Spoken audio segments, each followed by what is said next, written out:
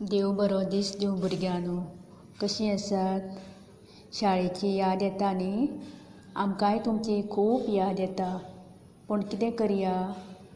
आतां तुमचें घरूच शाळा आनी तुमची मम्मी तुमची टिचर समजून सांगता तें आयकात आनी बरे भाशेन शिकात आनी सदांच देवा कडेन मागात ही तुमची शाळा बेगीन सुरू जावन इश्टा वांगडा हांसून खेळून मजेन स्कुलान येवन शिकपाक मेळ्ळ्या पुरो म्हणून. देव तुमचें ल्हान भुरग्यांचें मागणें रोखडेंच आयकतलो. पूण मन लावन मम्मी सांगता तें आयकात आनी बरीं शिकत. आयज आमी तुमच्या बुकांचो पुस्तकांतलो एक नवो पाठ शिकुया. पाठ 11 चोरी धरली. सेकंड स्टँडर्डान तुमी असोच एक पाठ शिकल्या. याद आसा? सिटूक म्हातारी न्ही? ती चोराक धरून दिता. सिटूक साणेन ती चोराक धरून दिता. तुमी पळयल्या ती कशी चोराक धरता ती. आनी ह्याय पाठान चोरी धरता. कोण चोरता न्ही त्या चोराक धरता. एक जाणटो हांगासर धरता. तो कसो धरता, कशी तकली आपली वापरता, हुशारकायेन कसो धरता तें आमी ह्या पाठान आतां पळोवया. एका गांवांत न्ही एक पसरकार आसलो. पसरकार खबर आसा न्ही? सगळ्या गांवांनी पसरे आसता. तुमकां कितें वस्तू जाय जाल्यार तुमी पसऱ्यार वचून हाडटा न्ही. पसरो म्हळ्यार दुकान. आनी ह्या पसरकाराचें नांव न्ही श्रीधर. सगळ्या पसरकाराचें जो कोण पसरकार आसता त्या मालकाक नांव आसता न्ही. तुमच्या गांवांतल्या पसऱ्यांतल्या मालकाचें नांव तुमकां खबर आसतलें. तर हाचें नांव श्रीधर आशिल्लें. आनी ताच्या पसऱ्यार म्हळ्यार दुकानार 4 मानाय काम करताले. कितले मानाय आशिल्ले ताच्या पसऱ्यार? 4. एक दीस ताच्या पसऱ्या वयले न्ही 500 रुपया ना जाले. आनी अशी चोरी केन्नाच पयलीं जावंक नाशिल्ली. पयले फावटी ही घटना घडली, ही घडणूक घडली.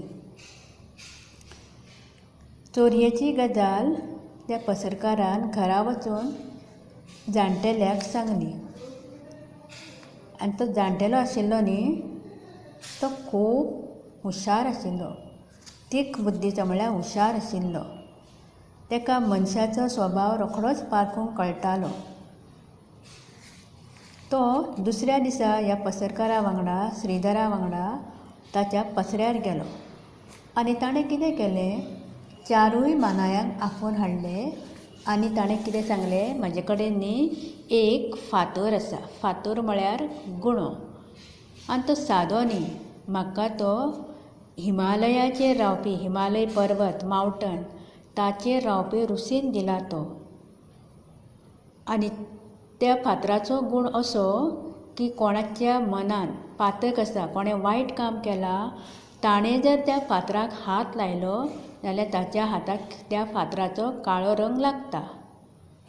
आनी जो पातकी ना, वायट काम करूंक ना, चोरूंक ना, कोणाक मारूंक ना, कांय करूंक ना, असल्या मनशाक कांयच जायना. तेन्ना हो फातर हांव भितर कुडीन दवरतां, भितर रुमान व्हरून दवरतां. तुमी एक-एकले वचून त्या फातराक हात लावन भायर येवपाचें. अशें त्या जाणटेल्यान 4 मानायांक सांगलें. जालें. एक मानाय भितर वचून फातराक हात लावन भायर येवपाक लागले. 4 जाणांच्या हाताक काळो रंग दसूंक ना. तांकां बरें दिसलें. सू जालें म्हळ्यार आमी सुटले, आमी चोर न्ही. तेन्ना जाणटेल्यान कितें म्हटलें? कोणाच्या 4 जाणांच्या हाताक काळें ना न्ही तें पळोवन ताणें म्हटलें, फातराचो गूण आयज ना जालोसो दिसता. फातरान आयज कोणाच्याच हाताक काळो रंग लागूंक ना. कांय नजो, हांव थोडें भविश्य जाणा. म्हाका ज्योतीश पळोवपाक येता. तुमी पळयलां न्ही दारान ज्योतीश बी सांगपाक येता ते पोपट बी घेवन तशें. हो हात पळोवन हाती वयल्यान सांगतालो. तर ताणें कितें सांगलें? हांव आतां ज्योतिशान पळयता आनी कोण चोर तें सोदून काडटा. तुमी आतां कितें करात? एक-एकलो येवन म्हाका तुमचो हात दाखयात.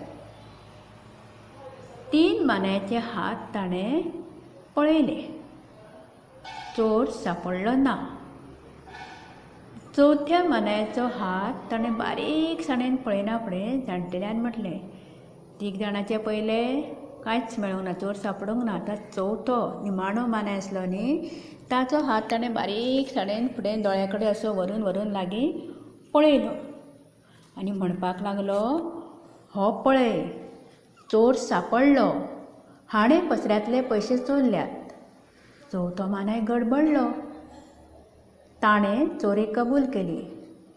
म्हणूंक लागलो, हय सायबा, हांवें चोरी केल्या, म्हजी चूक जाली.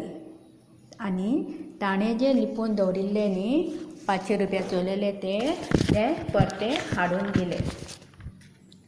राती कडेन घरा वतकूच पसरकारान म्हणल्यार श्रीधरान त्या जाणटेल्याक विचारलें, बाप्पा, जाणटेल्याक तो बाप्पा म्हणटालो, बाप्पा, तुका खऱ्यांनीच ज्योतीश सांगूंक येता? बाप्पान म्हणलें, खंय रे कोणाक ज्योतीश सांगूंक येता?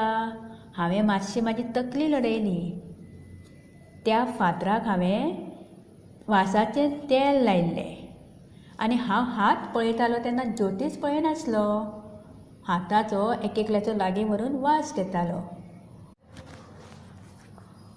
पयल्या तिनूय मानायच्या हाताक तेलाचो वास आयलो. वास आयलो ना तो चवथ्या मानायच्या हाताक. कित्याक तर ताच्या मनान चोरी आशिल्ली न्ही, म्हणून ताणें त्या फातराक हात लावंक नासलो. हात लायल्यार काळो रंग दिसतलो म्हणून म्हाका तो चोर सांपडलो. फातराक हात लायतना भायर सरलो आनी ताच्या हाताक आतां तेलाचो वास आयलो ना. हे भाशेन म्हाका तो चोर सांपडलो. देव बरें करूं.